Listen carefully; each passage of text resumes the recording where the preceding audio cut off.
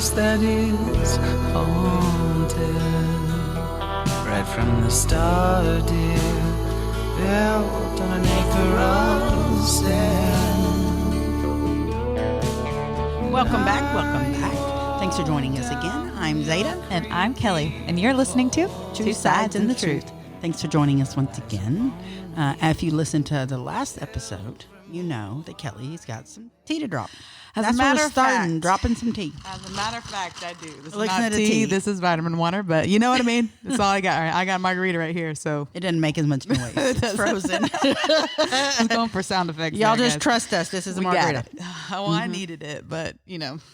So I like to, talk about sometimes the bumps in the roads that I have in my relationship, just because you never know when somebody is going through something, and, not that I'm anybody that you could like really learn anything from. I hope that I can. I like to, learn from people, and also try to help when I can. But so when it comes to trusts in relationships, I've had a hard time because I've been through some crap, and you can't always trust people. And then whenever you do get done wrong, I've been cheated on a lot. Right. And this why my marriage ended, is because that's something that I'm not going to go to counseling and try to work through that. Right. No, I'm sorry. If we can't even go you're a not year. tolerating. You can't go a year and you're already looking for something else. Okay. You could have told me that before we got married. Right. Like, they never Fair. do, Yeah. So, but I try not to be jaded by that. It can be hard, but I really try not to be. In every relationship that I'm in, I try to believe people. I try to allow them to communicate, and I always want to give them a benefit of the doubt and trust them. And it takes a weight off your shoulders, not worrying all the time. But it also helps the person that you're with. If you give and you receive that as well, it makes it a lot easier. So me and Dante's relationship is amazing. And I have people question, why do we never go out together? Why does he never, whatever. And I'm like, we do go out. We have date nights. We go out all the time. He just doesn't go out to girls' night with us. But you're like me. We keep our relationship separate from our like girlfriends. to keep it private. And that's why I tell people, I like that my boyfriend likes to remain anonymous most of the time, because he's a very private person. And I am too. This is a very public thing that I do now that has been a very big change in, the way that I am. It's a very vulnerable situation sometimes, especially when you are using raw content from your own life. You know what I mean? Yeah. So I like to give him his space. He likes to give me my space. He doesn't need to be with me all the time. He trusts me, and he knows that I'm not going to go anywhere outside of our relationship and our boundaries. He trusts that I'm not going to do that.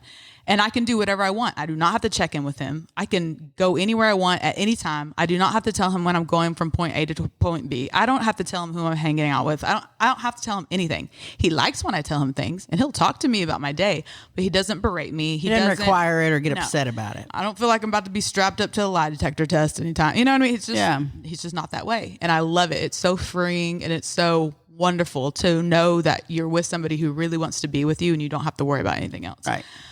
But I do worry, though, and that's why I want to share what I'm about to share. We've had some problems ever since the start of our relationship with his ex-girlfriend. And ex-girlfriends, man, they can be, I'm sorry, but they can be a bitch. Yeah. They just can. I understand. And I can be too. But I've always never played the hateful ex-girlfriend role.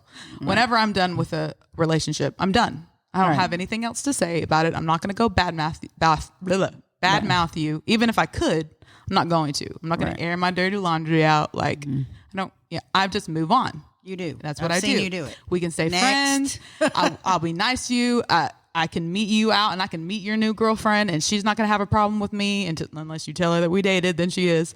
But that'll be in her head, not yours. Yeah. I don't ever try to be mean at all.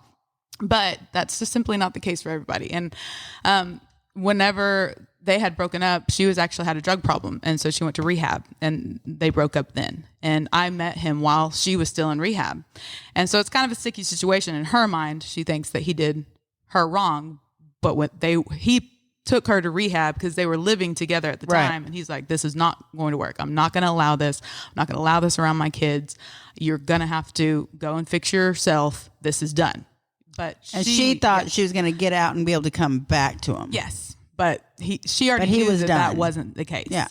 And then I made my bold move. It was probably, I don't know how long it was into that time period because I don't question him too much about things, but he was very open with me about why things ended between them, how it was, or whatever. So I was introduced to her very early in the morning one night. This is when our relationship first started. I remember this story. And she was, the door was locked, but she was trying to get in, and she was, yelling and screaming, and he wouldn't let her inside. And she was saying that because she still had some things at the house at this point, which was just he had because she nowhere- was basically homeless. Yeah, exactly. And she wasn't. She had gotten out of rehab and she'd already relapsed, and so she's showing up in the middle of the night, on who knows what, and throwing stuff at the windows and my car wasn't there because this was the time that I wasn't driving, so he had picked me up, and she was like she knew about me, and so she's like, she's not in there, I don't see her car, and he's like, she is in here, and it's none of your business, you're not coming inside, you're not coming inside to get anything, you don't need anything from me. He was trying to get her to leave.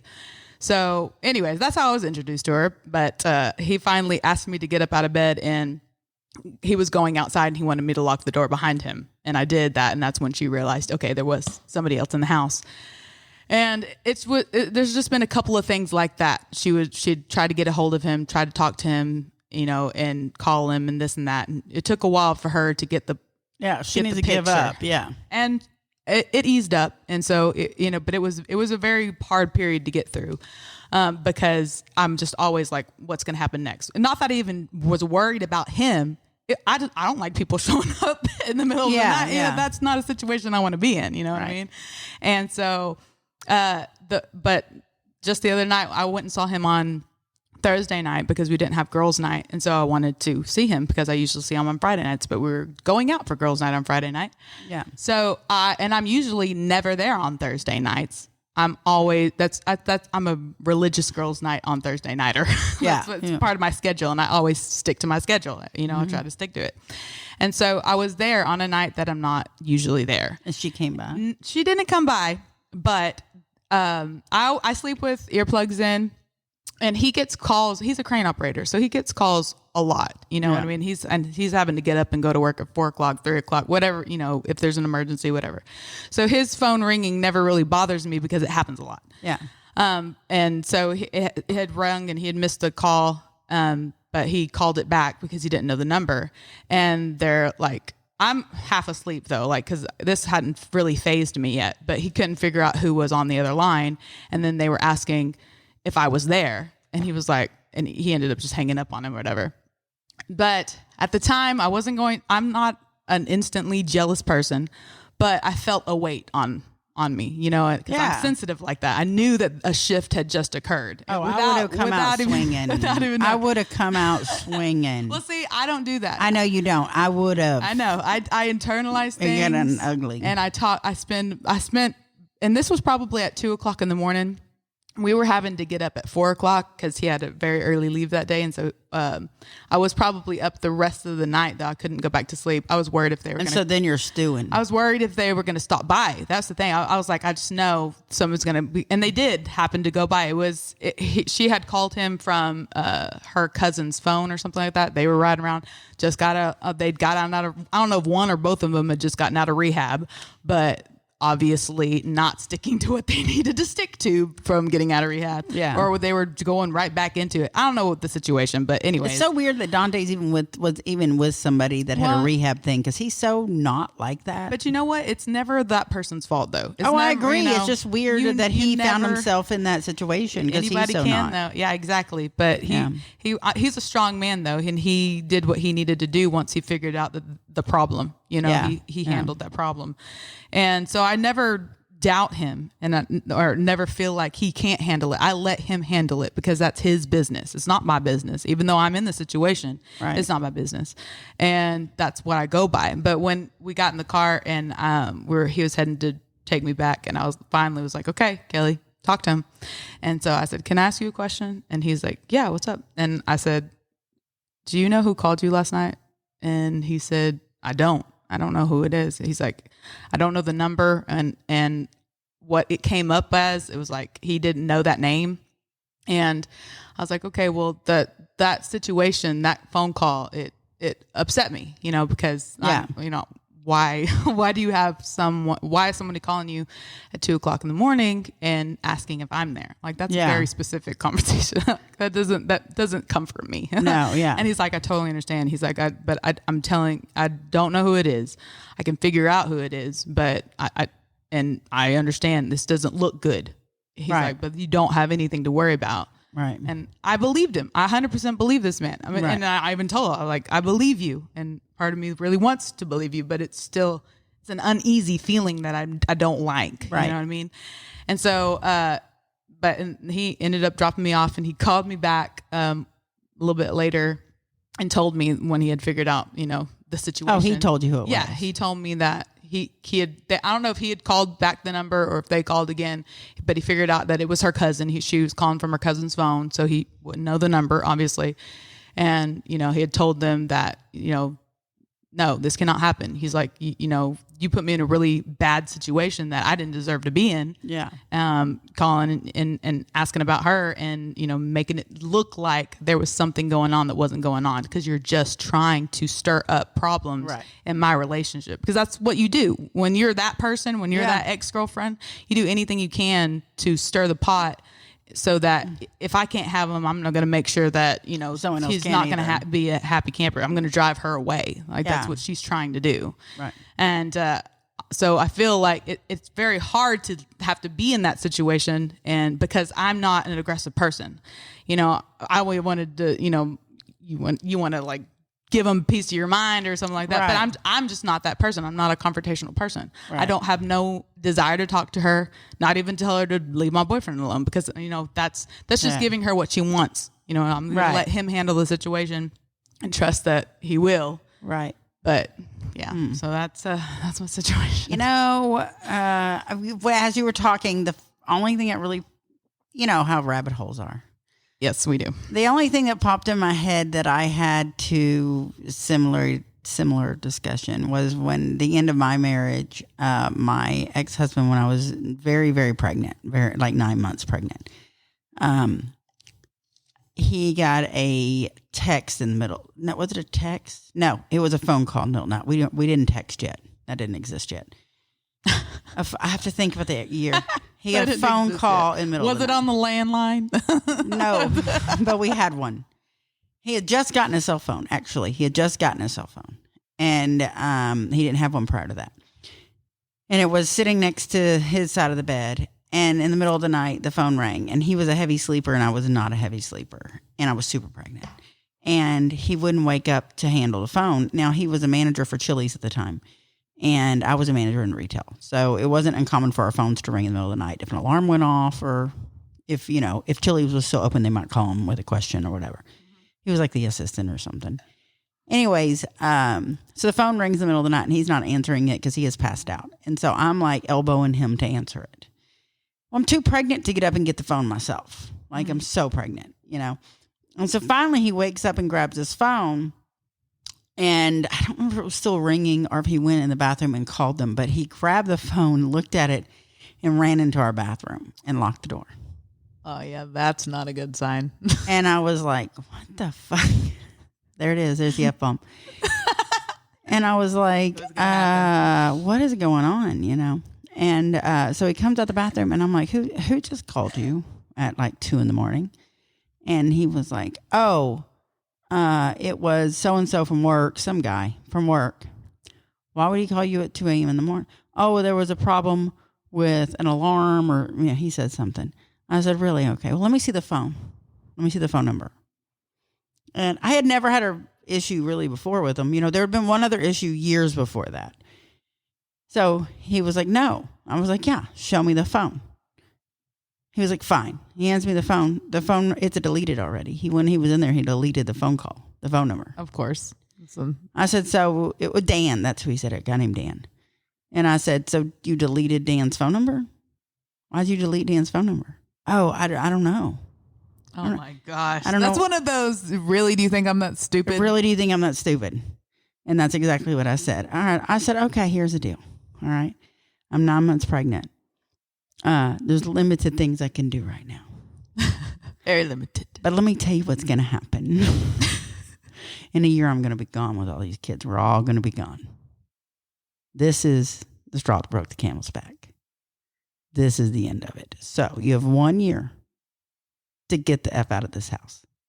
I was like, I'm not leaving because I'm the bread maker. You're leaving. Yep. I said, I'm going to give birth to this baby, and in a year, I'll be on my feet, and I want you out. A year from today. Get out. Wow. And a year, I didn't bring it up again. And a day before a year to the day hit, I said, tomorrow's the day. He was like, what are you talking about? I said, I told you a year ago. You had 1 year to this day to get out. So you have 1 day. And here we are. Not my responsibility to warn you. Yeah, you were already warned. Yeah, and I did. I kicked him out, and that was it. It was I out love the next you, day. Zada. I just stuck love to it. it. So when you said that, the whole story came to me. Now, do I think that's the case with Dante? No, because Dante's like Mr. Super Guy. Of course My not. ex-husband was not Super Guy. Is what it is.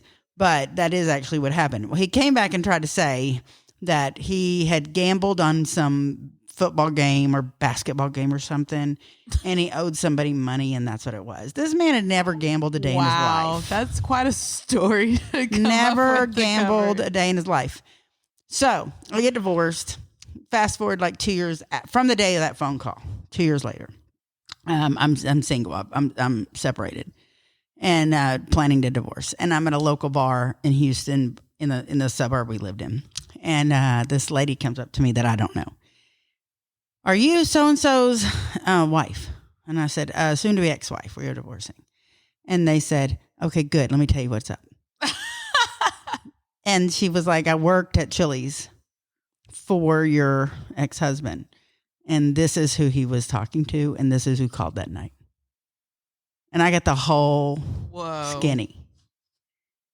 The whole skinny. Wow. So he tried to paint me as crazy that whole time.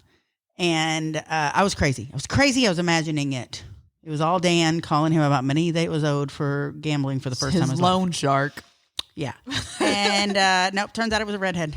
And Man, it's always the redhead. well, you know what's really funny about that is the shit he talked about redheads. That man did not like redheads, and he would say all these horrible. And I was always fine. I think redheaded women are beautiful. Like I'm always like, ooh, I used to dye my hair red. Like I really like redheads, auburn, and I've dated a number of redheaded men, and so I was like, and he would talk shit about redheads. And when we had my son, my second child, he was super, super blonde. He still is blonde, but he was born like a cotton head, like white.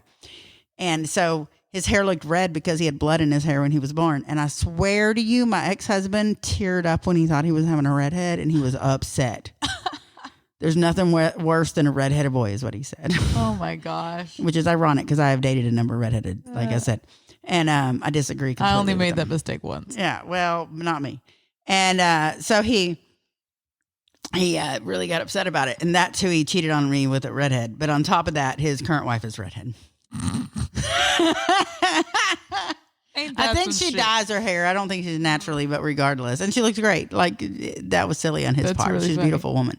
But yeah, that was just what popped in my head is my little PTSD about the end of my marriage. I'm sorry to spark that, but it was good. No, I thank God every day that phone call happened, because you know how your gut tells you something and you ignore it, and you know better, and you're just ignoring it, and you're ignoring it. And like literally, I would go into Chili's because we could eat free there, so I'd go in there with the kids sometimes to eat or whatever. And she was shooting daggers at me, and I knew there was something up. Yeah. And I'd said something to him, and he acted like he didn't even know who I was talking about. Of course. And so I didn't trust my gut, and I should have trusted myself. My gut was right. I tell you what, I have come to be a believer in myself and what I'm feeling and what my intuition is. There's a reason that Trust we yourself. have intuition. Okay. Yeah. So you really need to get in touch with that in yourself, because so often it doesn't do you wrong. Yeah. And that's exactly what. Once that phone call happened, it gave me the balls I needed to handle the situation, and it was the best thing that ever happened to me. so good. I know it sounds like I should be all bitter, but I'm not. I'm so thankful for it. Yeah. Like I couldn't have been as level of happy I am. Yeah. Or successfulness or any of it. I was being held back in life. You know what I mean? So thank God every day for that little phone call. So thanks, quote unquote, quotation mark to Dan. Loan shark Dan, you are the man. The woman, but whatever. I need to borrow some money, Dan. I mean, seriously, I was just like, yeah. So that was a favor for me. Another thing that I don't know if we're still going. No, we're good. The tea has been spilled. The tea has been spilt. I have wrote down, again, my notes where I wrote down ideas. I love it. I had a little Sherry Vaughn story, and that came up. Somebody was talking about Key West, Florida, to me the other day, and all of my memories come back. And so my mom and I went on a cruise one time together, and we went to Key West, Florida, and it was my mom. I've told you the story. When I tell you, you're going to remember it. And it was my mom and my grandmother and her friends and my aunts and their husbands and my cousin and his wife. There's a bunch of us. And we go on this cruise, 3 generations of us, and have a great time. And my family's partiers. This is the one where my mom partied so hard I had to wheel her off in a wheelchair. Yeah. Yes. She had a good time. So the first stop of the cruise was in Key West, Florida, and we stopped and we went to Margaritaville. And it's really just a bar in general, but in Key West, it's really just a bar. Like it's on the walk, but it's not like on the beach like some places. And so this bar has a fake window. So when you're sitting at the table that appears to be next to the window, there's actually no window. It's a fake window. So if you're talking, they can hear you outside and vice versa. And so my mom thought it was really funny that every time somebody walked by, if she yelled, "Watch your step," because they didn't know where it was coming from because she was inside the building. And there was nothing you were going to trip over. It was just sidewalk. There was no ledge, And so she did it to a good 20-something people. And every time they walked by, she'd go, "Watch your step." And every one of them would almost fall because they would look down to see what, and they, you know what I mean? They're they trying were to step over something. Trying to step, they thought they were, and she got, and some of them would just laugh so hard. And then other ones didn't understand where it came from. But some people would look over at mom and then laugh harder when they realized she just got them. Yeah. And she thought she was so funny. I bet. So then we got home from the trip, and she had bumper stickers made for all of us that said, "Watch your step." She thought she was so funny. She had her own merch. Basically, what I'm saying is my mom had her own merch That's great. for a vacation. But yeah, she was a hell of a partier. We had a good time. That's where I didn't drink yet. I mean, y'all hear me talk about drinking, whatever. I didn't drink till I was in my 30s at all. And we went on that cruise when I was probably 29, I'm guessing. I see why you started drinking. Yeah. I didn't have the younger two. That's what did it. I'm serious. Oh, man. And so, because I hadn't had either kid yet. And so I'm at Margaritaville, and my grandmother is like, "You're drinking a margarita. We're in Margaritaville, and my granddaughter is drinking a margarita. Here, get her a margarita." I'm like 29. I was like, "All right, I will drink a margarita with you." Fine. Grandmother. Fine. Twist my arm, Okay, so I had something else. Can I read? Okay, yeah. Okay. I saw this nifty little, I don't know, meme or whatever. And it said basically people are not showing off on, it didn't say social media, but my impression is they meant social media. People are not showing off. They're showing that they're happy. They're showing they're proud. They're showing their accomplishments. Why do some people have such a problem with seeing the good parts of people's lives? There's some people that want to witness the bad. Oh, yeah. So, all of this, Selena Gomez drama, I don't know that you know anything about it because you don't do social media, but on TikTok and stuff, it's discussed. I've heard other people discuss it. It's even on my... It's ridiculous. Well, at work, we have Yahoo as our homepage at work. Yeah. So any news is on there, but also they'll have celebrity magazine, you know what I mean? Yeah. So I kind of have an idea of some pop culture only because I have Yahoo at work. Yeah. Well, this is keeps one of you those informed. things. Yeah, this is one of those things, but now it's made it to my algorithm on TikTok as well. Uh-oh. And it's about Selena Gomez and Justin Bieber's wife, Hailey Bieber. Yes. And then Kylie Jenner and Taylor Swift's involved, but she's like on Team Selena, and then those two are on Team Bieber, whatever, Hailey Bieber. Anyways, they were kind of doing some mean girl shit. Sounds ridiculous already. Well, they were doing some mean girl shit on social media aimed towards Selena. This does not surprise me at all. So everybody is like Team Selena about it. And what they posted was like something like it couldn't have happened to karma, like couldn't happen to a better person, like just talking shit about her. And that's kind of what made me think about this meme where it's like, you know, someone's showing where they're genuinely happy in life, and then other people finding a problem with that, and they're like talking shit about them in some way. So maybe they're happy about weight loss or weight gain. You know, it can go either way. You never know. Maybe it's about a new grandchild, and they're really excited. So let's picture a new grandchild, or like their dream dog, or like their dream home, or their dream car. Something they're excited about. Yeah, me with the podcast, pushing the podcast. Good example. And, you know, some people are going to look at these posts and they're going to be like, that is awesome. Yeah. Wow. That's awesome. Look at her killing it. And then other people are going to look at it and they're going to be like, look at her bragging. Mm-hmm. And it's the same post they're looking at. Yeah. It's the perception of the person that's reading it. Yeah. And you take it how you want to take it. You can be that negative Nelly, or you can be, you know, a queen. Yeah. Or a king. Or you can just scroll. Yeah, or you can just scroll. Yeah, you don't have to comment. But you know what? You're kind of a king or queen if you just scroll. Yeah. Not my problem, not my business. Good for you, whatever, moving on. Yeah. But even if your thought is just negative, you can keep scrolling. But if your first thought is, they got some nerve. You know what I mean? Yeah. And so I think I talked about this a few episodes ago about how there were two people that I had grown up with. That one I had helped a lot when I used to do a lot of like helping single moms things. Yeah. And the other of which I had known since first grade, and she had some special needs, and I kind of just latched onto her and became her buddy.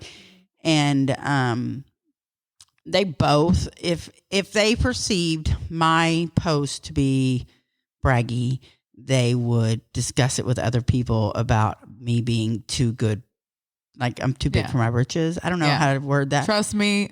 Wait, I am too big for my britches. Never mind. I just had to buy new pants. So never mind. But you know what I mean? And I look at things like that, and my thought is, awesome, good job. Wow, you're killing it. You know, like the other day, someone that I know posted that they couldn't fit their grandkids' car seat into their awesome, badass, like Hellcat. So they had to buy a Suburban also to fit the car seat in. Hell yeah. Problem solved. Hell yeah.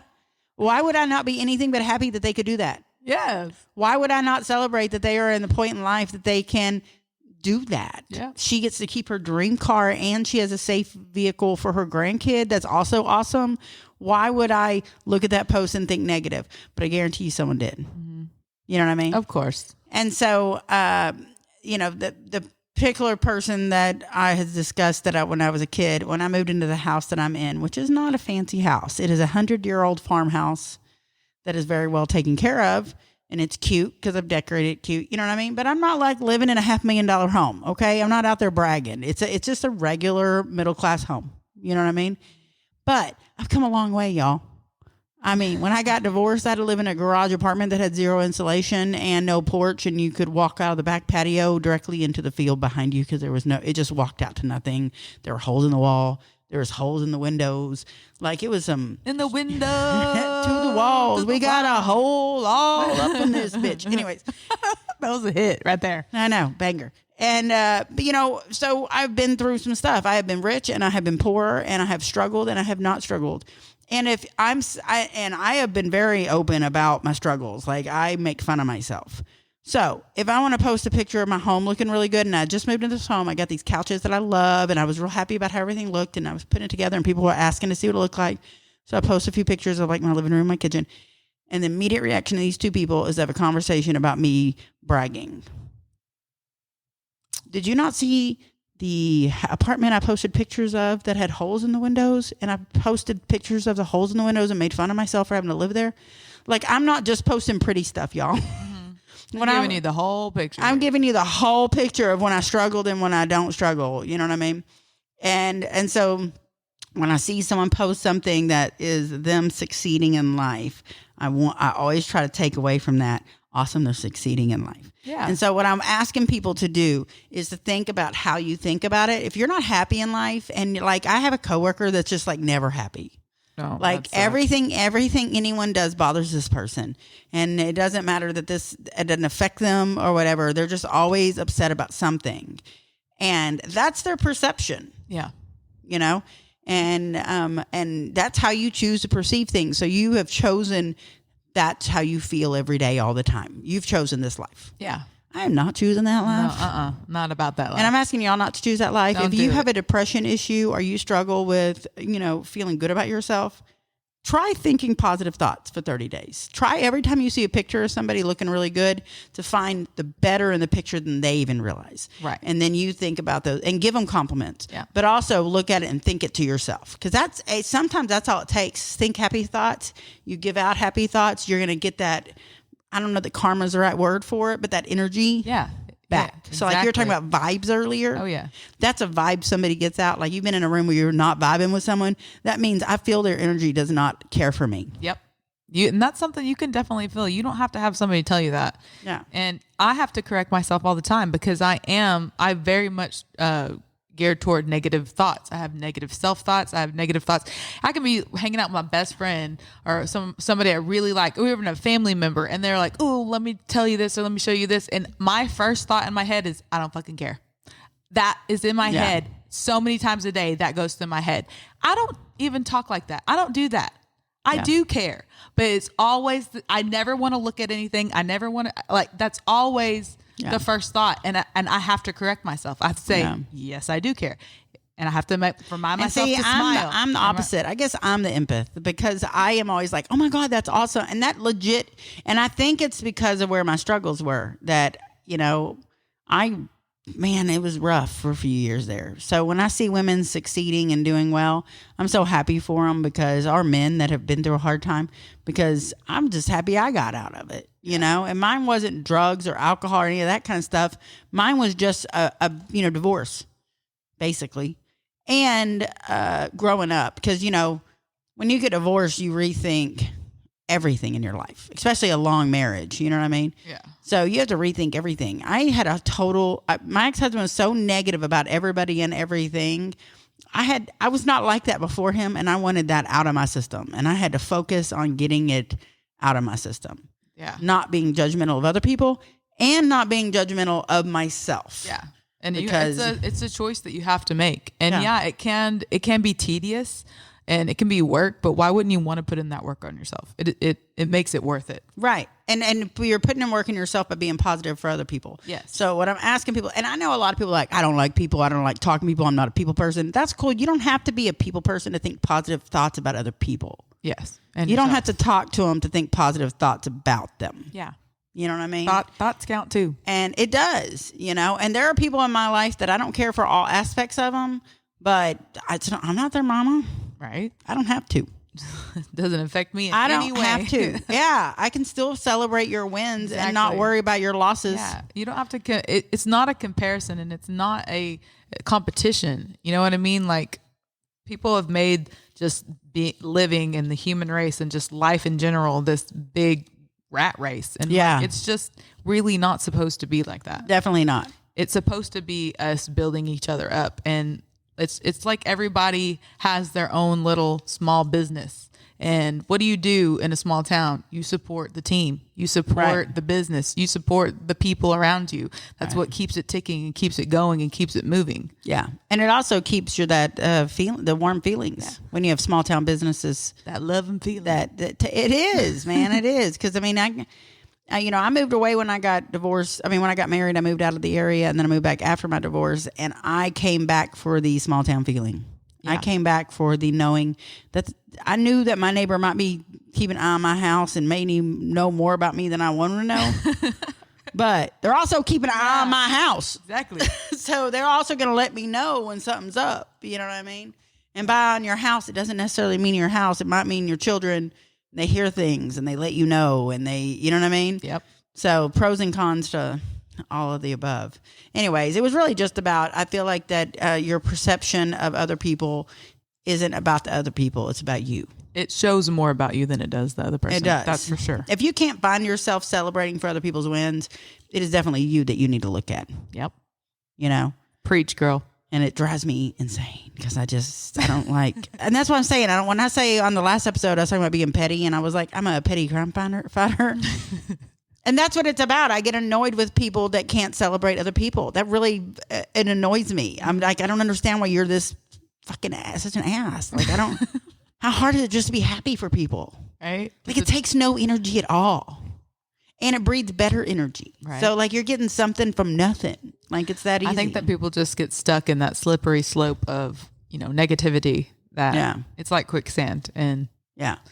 I mean, I have someone in my life that will, to build up somebody else that's important to both of us, they will take down other people. So they'll speak negative of other people important to me to build up somebody important to both of us. Yes. I'm not a fan of that communication skill. And I'll be like, I don't want the same way. And sometimes it happens to me with, because, women can be petty and women can, but sometimes some people just need to blow off steam about situations. So that really helps too, to just be able to like your vault, that you need to be able to just say what you need to say, even if it's not what really needs to be said. Sometimes you just have to get it out. Yeah. You have to get it off your chest. Well, like me going to Amy the other day about that situation, and I unloaded on her, and she unloaded back and let me know what she thought. And it was good to hear. Yeah. As she let me unload it, and then she told me where I was wrong. It's like, okay, I'm glad that you got that off your chest. But she's my friend. She wants me to succeed. Yeah. And so why would she put me on the wrong course? I trust her. Yeah. Because she is one of those people that is loving and kind. She's awesome. And so she's one of those people that is a cheerleader for other people, and wants me to succeed, even if I need a hard truth, which is she pulled a Mary the other day. If she didn't marry me, I don't know what. There was a Mary going on in Amy. That's awesome. I needed it. She leveled up. She did. She got that mushroom. What's the noise? Beep, bleep. She leveled up. So what else we got? We got anything else to discuss today? Y'all were trying for these 2:45 minutes. We are. Well, I have a little bit of family news. I got my mom's at it again, guys, and I got a new brother. And what's his name? His name is Gage, and he's 13 years old. And they just got him. It was like an emergency placement as well through CPS. So and of course, my mom was like, "Yeah, sure, we got room." Where, Mom? You're gonna have to start putting him out in the shed pretty soon. Yeah. Oh my Lord. That's where they're gonna have to move. But so I now have, I think it's 7 or 8. I've lost count now. I had to even ask her to remind me his name because I had 2 new brothers that I got this year, Joseph and Braden. Joseph is 17. Braden is, I believe, 16. And so I've just got to where I've got them down. You know what I mean? Yeah. I've met both of them. I haven't met Gage yet, but I'm excited to meet him. She said he's like this little skater boy. So Aww. I'm pretty excited about him. Yeah. But I got a phone call and that I didn't recognize the number just earlier, and I called them back, and it was my brother Braden, and I was like, "Hey, what's up, Braden?" He's like, "I was just calling to ask you what color your eyes were because I'm drawing you right now." And I was like, "Oh, that's so sweet." And then he sent it to me, and it's so good. I'll post it, and here, let me show you. Let me see. Oh, yeah. Oh, I look like a little anime character, and it's so awesome. You kind of look like a Xena Princess Warrior. He's really good. Every time I do see him, he has to show me like what he's been working on because he draws all the time. And so it's so awesome. He told me last time I saw him, he's like, I'm working on you next. I'm going to draw you next. And so I was like, okay. I love that. Did me proud. Well, your mom once again killing Oh it in my life. gosh.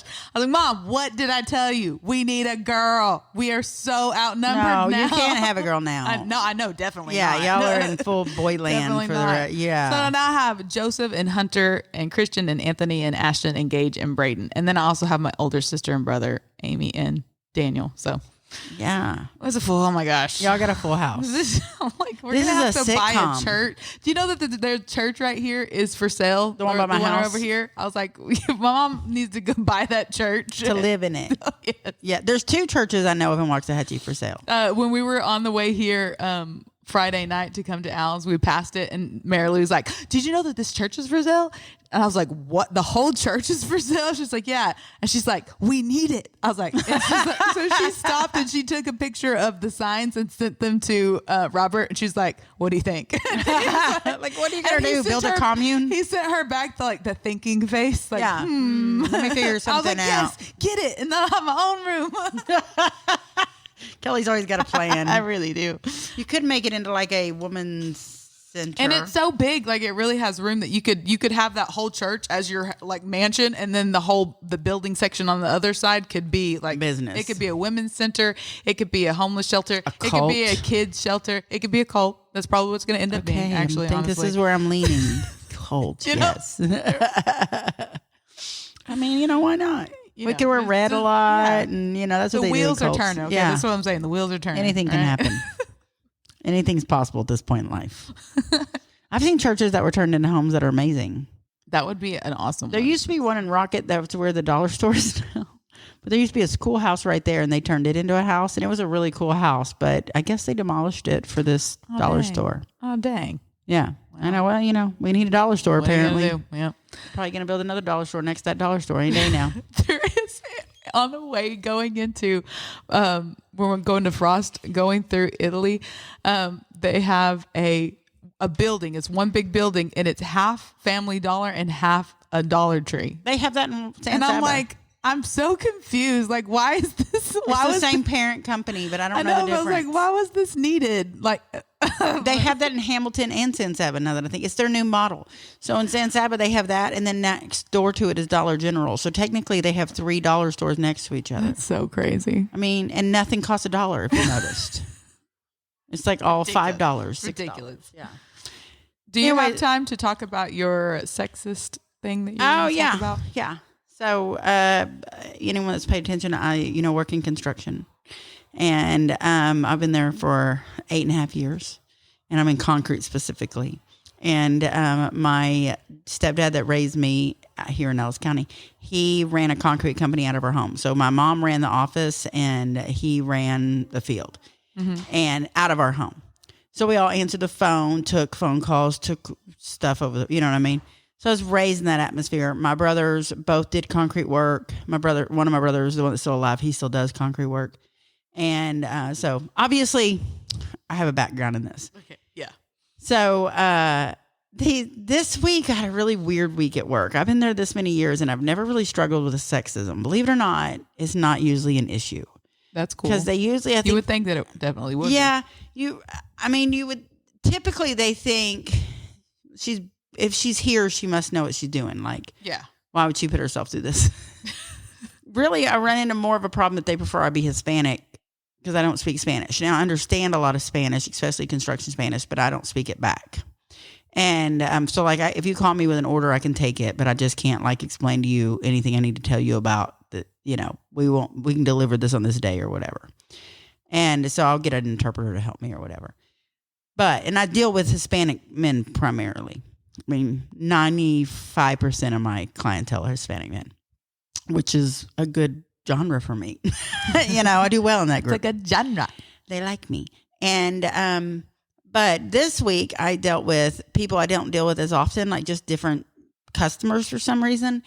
And one day in particular, we were really busy, and I kept having my coworker that sits next to me is a man. He's about 10 years older than me. I think he's 9 years older than me. And so he's in his mid 50s, a white male, older. And all day long, these customers would come in and ask him questions. And I know more than him. And I don't mean that mean. I've just been with the company longer. I've been in the business longer. I know more than he does. There's people that know a lot more than me, but I do know more than him. Yeah. So he is used to having to ask me questions, and I help him, and he knows I help him, and he thanks me. Like he understands the relationship. Mm-hmm. And so he has no problem asking my questions. Whatever. He's not sexist in any way. But these people kept coming in and asking him questions this week, and he wouldn't know the answer. So he would ask me, and then I would answer him, and then he would tell them, or I would tell them directly because they saw me answering the questions. And they still kept asking him questions. Like, instead of realizing I was the one that understood the situation. That you're the person we need to talk to. They would not look at me or address me. Wow. And I'm talking like 5 guys in one day. And this hasn't happened to me, but maybe once every 6 months prior to that, which isn't so bad considering I deal with men all day long. Yeah. Like, I rarely see women. And it was just all day long. And it just kept happening. And it was making him uncomfortable. Yeah. Like, I didn't need to say anything. You know what I mean? So after so many, I was over it, And so he had asked me a question, and it was about to happen again. And I was like, I don't know. Oh, isn't that crazy? I have no idea. I don't know. That's weird. I don't wish know. there was and he somebody knew here. I knew. I wasn't giving him the answer. Wish there was somebody here who knew that. I wish there was. And I was just like, come on, like, why are y'all not asking me? So after that customer left, he was like, Zada, I don't know why they're doing this all day. I said, it's getting a little insulting. Like, it's getting a little insulting. So the next customer comes in and does it again. That was like on the third or fourth person. I don't know. Next customer comes in and tries to do it again. And he realizes this is getting out of control. He goes, you know what? She knows a lot more than me. Let's ask her.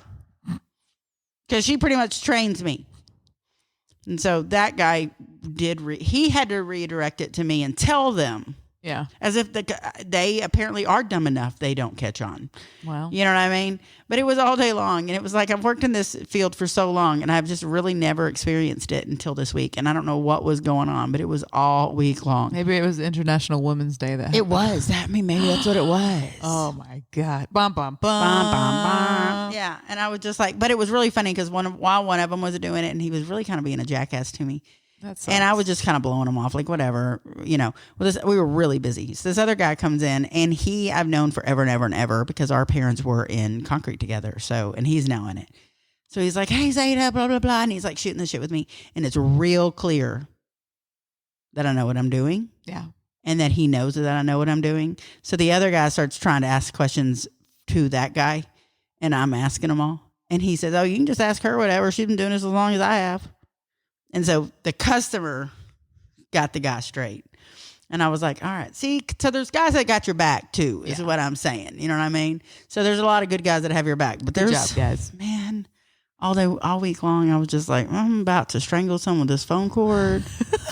And my boss even was like, why are they doing this? Like, you act like you know what you're doing. It's not like you're the least bit like, you don't stutter, I was like, I don't know, but I'm over it, And I tell you what, not a single one of them was a Hispanic male that did it.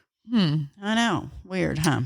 It is. So, Life's a mystery. That's part of working with all men, I guess. But I'll still take it over working with all women. I am a woman, but I can't deal with that many women in one fitting. I like a mix. Yeah. My coworker that I love so much, Michelle, was gone all week. She didn't work except Friday because she was in a meeting and whatever. She was gone all week, and I was going through withdrawal. I was like, is Michelle coming back today? Is she coming back? They're like, no, Zada, I'm sorry. No. Dang it. What am I supposed to do? I was like, it's so boring in here. I need somebody to have a crisis because she has a lot of crises. Come back to work, Michelle. You're like asking everybody else, you got anything you can tell me? What's going on in your life? Tell me about your problems. Anyways, I guess that's about it. Anything else we need to talk about? No, we good. We did 2 45-minute again. I'm so proud of us. High five. High five. Yes. Oh, you know what? Really quick. You know when I talked about in that episode a few weeks ago about how Rick gave me a high five after sex? One of our listener messages me, what did you do to get a high five? I need to know. I said, I cannot be giving out my secrets. And they were like, no, for real, I want a high five from my man. What did you do? I'm like, I'm not. This is not OnlyFans. I need the deets right now. It was like, I'm not giving away my secrets, but I will tell you, be dominant. Take charge. I was like, that's all I could say. So no, that would be paid information. Yes. That's it for that's what's that called? I said earlier. Patreon. That's our Patreon. When we were talking about the situation, the story that I'm not telling y'all the full story too, I said maybe in a few months we'll put that on Patreon. People can pay to get the story. It'll be worth it. Maybe we'll throw in my how I got the high five too. Yeah, maybe. When we get to that point. Anyway, that's it for today. So thanks for joining us again. Thank you so much, guys. If you want to get in touch with us, you can email the podcast at twosidesandthetruthpodcast@outlook.com. You can look me up on Instagram at Kelly Lady Pearl. Or Zada Owens on Facebook or Z Mamacita on Instagram. All right. Talk to y'all later. Bye, Love y'all. ya.